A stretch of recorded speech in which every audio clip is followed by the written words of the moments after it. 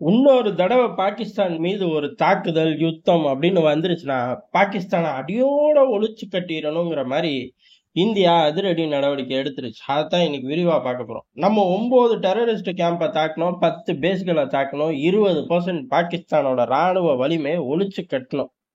இல்ல இத நீ 100 தடவை சொல்லிட்டடா அப்படின்னா சாதிச்சதை சொல்லிதானே ஆகணும். அடுத்தவன் சாதிச்சதையா சொல்றோம்? நம்ம பயிலுக சாதிச்சதானே சொல்றோம். சரி இருக்கட்டும், இப்ப விஷயத்துக்கு வருவோம். நம்ம அப்படி 9 கேம்புகளை அழிச்சது அப்படிங்கிறது எவ்வளவு பெரிய சவாலான விஷயங்கள்லாம் நம்ம விரிவா பார்த்தோம். அதுக்கடுத்து இப்ப அவன் கவுண்டர் பொசிஷன் எடுத்தான். யாரு? பாகிஸ்தான். 9 கேம்புங்கிற நாள் தானே திட்டம் போட்டு அழிச்சு விட்டாங்க. நம்ம எவ்வளவோ ரகசியமா 9 கேம்ப்ல ஒரு 3500 பேரை பிரிச்சு வச்சோம். ஆனா பயப்பிள்ளைக்கு 50 பேருக்கு டிக்கெட்டை கிழிச்சு கொடுத்துட்டாங்க. இப்ப நம்ம 200 300 பேரு அப்படின்னு சொல்லி பிரிச்சு கேம்புகளோட எண்ணிக்கையை ஜாஸ்தி ஆக்கிட்டா புத்திசாலி பத்தியா? மார்ஜினை குறைச்சு வால்யூமை இன்க்ரீஸ் பண்ண இது என்ன சேல்ஸாடா?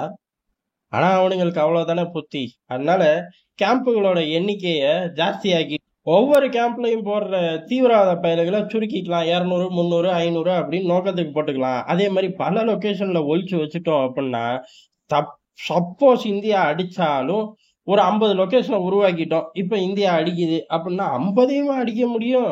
10 அடிக்கலாம், 25 அடிக்கலாம், 25 தப்பும். 3500 தீவிரவாதிய ஒரே நேரத்துல டிக்கெட்டை கிழிச்சு கொடுத்து இப்ப போய் ஆளை தேடுறக்குள்ள விடிஞ்சு போயிருது அப்படிங்கிற மாதிரி பெரிய அறிவாளித்தனமா உருவாக்குனாங்க. ஏலே நீ யாரை வச்சு உருவாக்குற, எங்க உருவாக்குற, எங்கெங்கெல்லாம் பதுக்குவ அப்படிங்கிற டேட்டா பூரா இந்திய உளவுத்துறை எடுத்தது இல்லாம பொது வெளியிலேயே போட்டு விட்டுருச்சு. நம்மளே விரிவா பார்த்தோம். எதுக்கு அரசாங்கம் இதை வெளியில போடுது அப்படின்னா, அடக்கிருக்கு பையில அம்புட்டையும் நாங்க ஸ்மெல் பண்ணிட்டோம்டா அப்படின்னு சொல்லி பாகிஸ்தானுக்கு உணர்த்துறக்கு. இப்ப அடுத்த விஷயத்தையும் நம்ம ஆரம்பிச்சிருக்கோம். என்ன அப்படின்னா, பாகிஸ்தானோட யுத்தத்துல பெரிய அளவுல மிசைல்களையும் நம்ம யூஸ் பண்ணோம். அந்த தீவிரவாத பயலும் மிசைலையும் யூஸ் பண்ணா, ஆள் இல்லா விமானத்தையும் யூஸ் பண்ணா. ஆனா ரிசல்ட் அப்படிங்கிறது நம்ம 100% ரிசல்ட்டை மைலேஜை எடுத்தோம். அவன் 100% மைலேஜை இழந்தான். இதுதான் டிஃப்ரெண்ட். ஆனா பயப்புள்ள ஏகப்பட்ட ஆள் இல்லா விமானங்களை மிசைலையும் தட்டி விட்டான். அம்புட்டாடா வச்சிருந்தேன் அவன் அப்படின்னு நமக்கே ஆச்சரியம். 500 ஆள் இல்லா விமானம் கிட்ட இறுதி நேரத்துல துருக்கி டெலிவரி தந்துச்சு. உக்ரைன் யுத்தம் மட்டும் ஆரம்பிக்காட்டி IMF வாசல்ல பாகிஸ்தானுக்கு முன்னாடி போய் நிக்கிறது யாரு அப்படின்னு பார்த்தா துருக்கியா தான் இருந்திருக்கும். அந்த யுத்தம் ஆரம்பிச்சு கல்லாவை கட்டிட்டு அந்த கல்லாவை கட்டினதோட விளைவா இங்கிட்டு ஒரு 500 ஆள் இல்லா விமானத்தை சப்ளை பண்ணாங்க. அதோட துருக்கியோட டிஃபென்ஸ் இண்டஸ்ட்ரியே முடிஞ்சு போச்சு. ஏன்னா 500ல ஒண்ணு கூட இந்தியால ரீச் பண்ணல. அம்புட்டையும் நியூட்ரலைஸ் பண்ணிட்டோம். இனி அதை எவனாச்சும் வாங்குவாங்க, இனி அதை எவனாச்சும் வாங்கிட்டு போய் உக்ரைன் யுத்தத்துல யூஸ் பண்ணுவாங்க.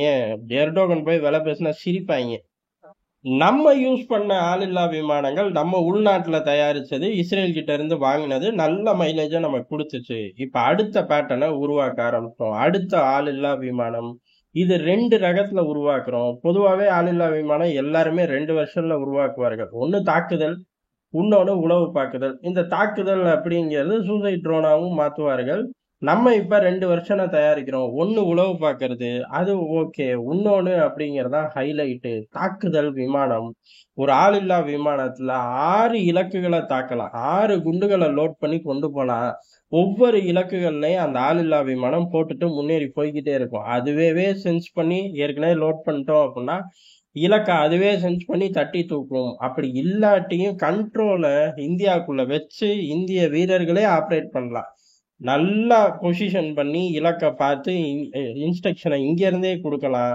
அங்க குண்டுகளை ரிலீஸ் பண்ணும். 6 இலக்குகள். ஒரு ஆள் இல்லா விமானத்தை எடுத்துட்டு போய் 6 இலக்கை நம்மளால செத்தரடிக்க முடியும். பாகிஸ்தான் இப்ப என்ன கணக்கு பண்ணா, 9 டெரரிஸ்ட் கேம்பை நம்ம 60 ஆக்கலாம், 50 ஆக்கலாம், 90 ஆக்கலாம் அப்படின்னு கணக்கு பண்ணா. ஆனா ஒரு ஆள் இல்லா விமானம் 6 இடத்துல சம்பவம் செய்யும். அந்த ஆள் இல்லா விமானத்தை களத்துக்கு கொண்டு வந்துட்டோம். பெரிய அளவுல இது வெளியில இருந்துதான் வருது. அதாவது முற்றிலும் உள்நாட்டிலே ட்ரைகோ மேக்ஸ் அப்படிங்கிற ஆளில்லா விமானத்தை களத்துக்கு கொண்டு வரோம். எப்படி அப்படின்னா, ரஷ்யா உக்ரைன் யுத்தத்துல ரஷ்யா எவ்வளவு பெரிய சம்பவங்கள் செய்யுது. நேத்து கூட நம்ம விரிவா பார்த்தோம். ஐரோப்பிய யூனியன் ஏழை நம்ம 1 வருஷம் செய்யறத அவன் 1 வாரத்துல செய்ய கத்துக்கிட்டான். இது எம்புட்டு பெரிய அச்சுறுத்தல் அப்படின்னாங்க. நம்மளும் அதே மாதிரி இந்த ஆளில்லா விமானத்தை டசன் கணக்குல மினிமம் காஸ்ட்ல சீக்கிரமாவே களத்துக்கு கொண்டு வர அளவுக்கு ரெடி பண்ண ஆரம்பிச்சிட்டோம். இது பிரைவேட் ஃபார்ம் அப்படிங்கிறனால எந்த பிரச்சனையும் கிடையாது. டம்மு டம்முன்னு வரும். இதே மாதிரி பல டசன் கம்பெனிகளையும் உருவாக்க இப்ப இந்தியா தயாராயிருச்சு. அப்ப வருங்காலங்கள்ல 9 டெரரிஸ்ட் கேம்பை பிரிச்சு 60 ஆக்கலாம், 100 ஆக்கலாம். ஏன் ஒரு தீவிரவாதிக்கு ஒரு கேம்ப் கொடுத்து கூட வச்சுக்க, ஏன் பாதுகாப்பு இல்ல, டிக்கெட்டை கிழிச்சு கொடுத்துருவோம் அப்படிங்கிறதுக்காக தான் இப்ப இந்த விஷயத்தையே இந்திய ராணுவம் வெளியில விட்டுருக்கு. ட்ரோன்கள் தயாரிப்பு அப்படிங்கிறதா பெரிய அளவுல ஒட்டுமொத்த உலகத்தையுமே அச்சுறுத்துது. நேத்து கூட ரஷ்யா செஞ்ச சம்பவத்துல 725 ஆளில்லா விமானம் தான், 25 மிசைல்கள் தான். அதுக்குதான் கதறாங்க கடந்து.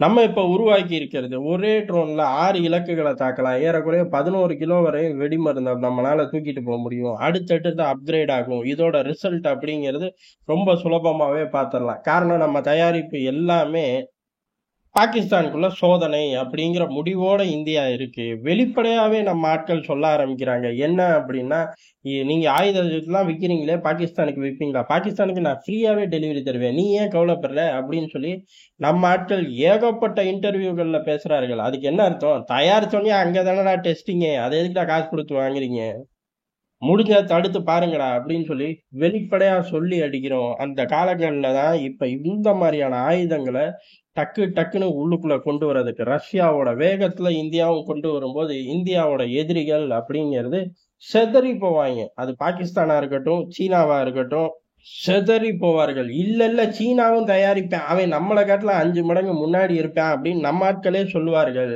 இருப்பான், சாதிப்பானா? அதான் விஷயம். இதே ஏர் டிஃபென்ஸ் சிஸ்டத்தை வச்சு ரஷ்யா உக்ரைன் யுத்தத்துல சாதிச்சதை காட்டிலும் இந்தியா பாகிஸ்தானுக்கு எதிராக சாதிச்சது ஜாஸ்தி, மைலேஜ் ஜாஸ்தி. நம்ம மட்டும் சொல்லல, டிஃபென்ஸ் உலகம் பூராமே சொல்லுது. அதே போலதான் சீனா 1000 நம்மளை காட்டுல கூட வச்சிருந்தாலும், நம்ம அதை காட்டுல சற்று எண்ணிக்கைகள் குறைஞ்சு இருந்தாலும் சீனாவையும் சிதறடிக்க முடியும், பாகிஸ்தானையும் சிதறடிக்க முடியுங்கிறதா யதார்த்தமான உண்மை.